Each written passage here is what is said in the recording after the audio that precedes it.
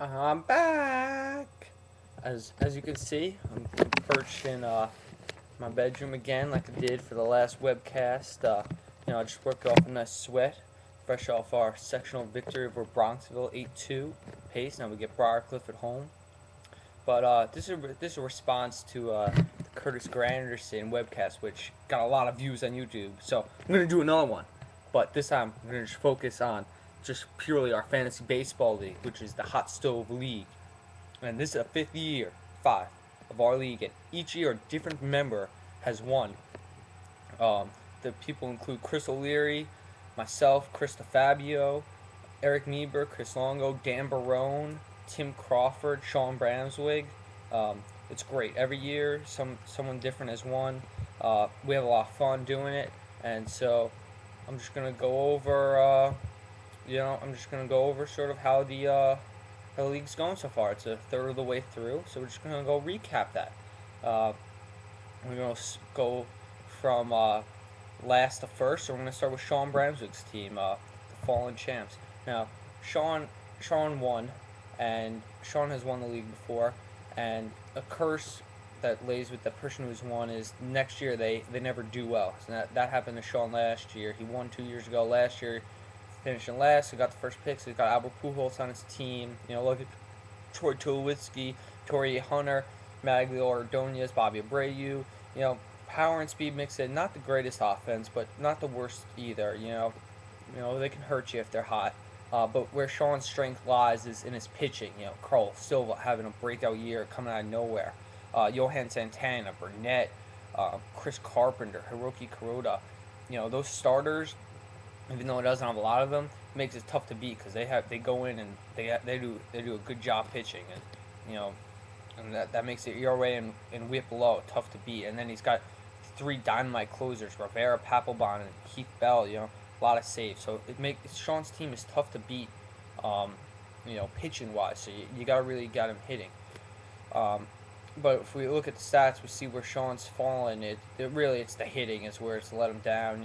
He's only above 500 in the weekly ranks in OPS, which is on base plus slugging. If you're not a baseball fan, um, but otherwise below 500 in everything. But pitching, if we see him pitching, 6-1 in losses. Um, he doesn't win Ks though because it doesn't have a lot of pitchers, but he's 5-2 in ERA. So you can see sort of his success sort of lies with pitching. Um, but Sean's currently um, he's 5 games out of his division lead, which is really his only chance of making the 14 playoffs. Um, but he's not out of it. Only a third of the way through, 5 games out. That's like 2 weeks worth or whatever. He can make that up. Um, so let's go on to team number two, Chris Longo's team. The commissioner of the league has not won the league. One of the 4 people who hasn't won. Um, take a look. Chris knows his baseball, but this year's team not really cutting for him. Catcher's been a tough spot for him this year. Hanley Ramirez not really up to par, but he made a great deal early on for Nelson Cruz. Nelson Cruz, before his injury, lights out, number one player that is struggling with some injuries.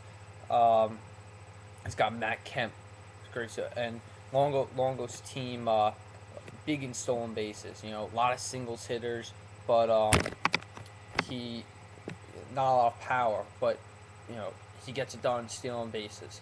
You look at his pitching staff, another strong pitching staff. He's got his closers are under the radar, but they're still good closers. Brian Wilson, Matt Capps, 18 saves ish. David Ardsma doing well this year. Andrew Bailey, his pitching headed up by Josh Johnson. Then one of my favorite players, Adam Wainwright, who's been lights out this year. He's got Mike Leake, rookie. Sean Markham having a breakout year. Um, so this is a team that could do some damage to you. I mean, if you're not careful, and his team has a good week. Look at the stats right now. Chris only a game and a half out of his division lead. Chris, it tells the tale of what kind of team he has. Below average in the runs, below 500 in runs, hits, RBIs, home runs, but then stolen bases 6-1, and it has not won yet in OPS, which shows that his team is just a bunch of singles hitters. Um, we look at the pitchers, his pitching record. You know, here and there, you know, K's, ERA, WHIP, all very big positives for him. Wins 2, losses and saves, he's middle of the pack. But you know, looking at this, um, he's definitely in contention. You know, you know, wins bottom of the pack in terms of totals, losses. He's near the top though, positively. Saves, he's got the most saves. Ks, he's middle of the pack. ERA, he's in the bottom. So for WHIP, but and we'll take a quick look at batting. Runs, he's at the bottom. Hits, he's at the bottom. Home runs, the bottom. RBI's the bottom. Stolen bases, he's number 1, but OPS, he's at the bottom. So that's sort of Chris's team. You know, if Nelson Cruz stays healthy and he can get a little bit more power, maybe make a trade. You know, some of his pitching, get some power. This could be a very dangerous team if he could make the playoffs. Going down to number 6, Dan Barone.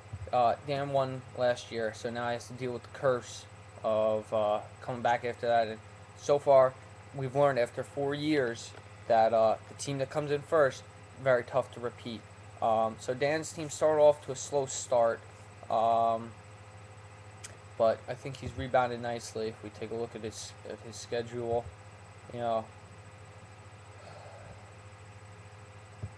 there it is.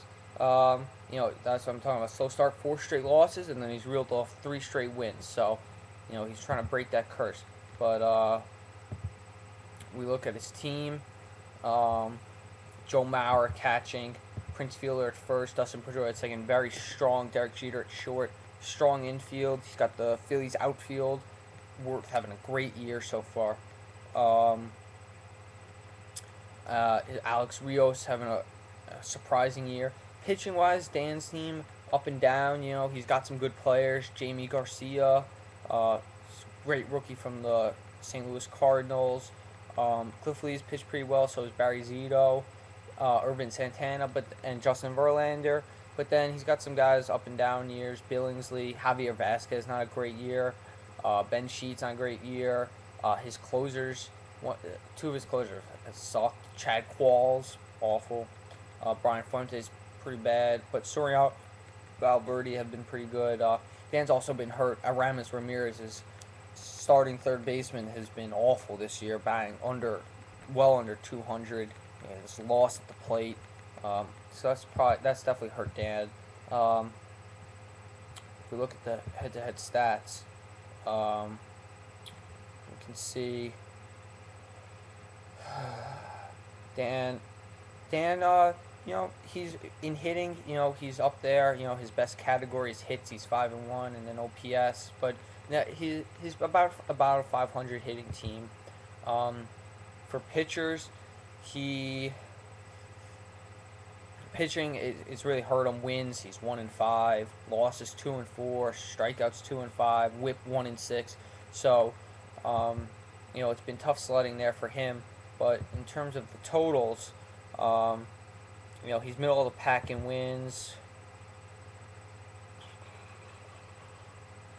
bottom in losses, and you know, up there in saves though. But his ERA and WHIP are dead last in the league, so that sort of tells the tale for him. You know, his pitching hasn't really been up there.